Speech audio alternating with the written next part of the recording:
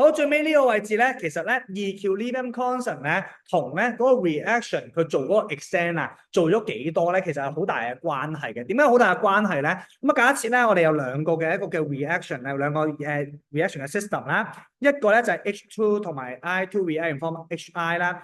你見到個 equilibrium constant 咧係801嘅，下邊嗰個 equilibrium constant 咧就極細嘅，一個極大一個極細。好啦，咁極大同極細其實同你講緊啲乜嘢意思咧？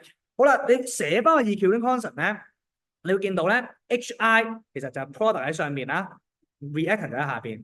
如果嗰個 Kc 係大嘅話，其實代表乜嘢啊？代表佢 product 佢嘅 concentration 好高咯，同一時間 reactant 嘅 concentration 好少咯。咁嘅時候嗰個 Kc 就會大㗎。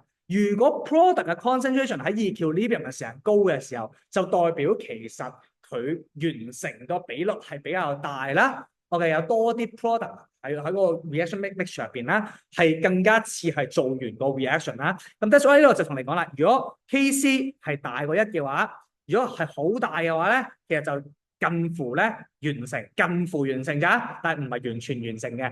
好，但係如果你見到 Kc 好細嘅話，就代表乜嘢啊？代表佢 reactant 佢好大，同一時間 product 好細。OK，咁 reactant 大就代表佢個 equilibrium lie on the reactant side 啦，就唔係好想做 reaction 啦。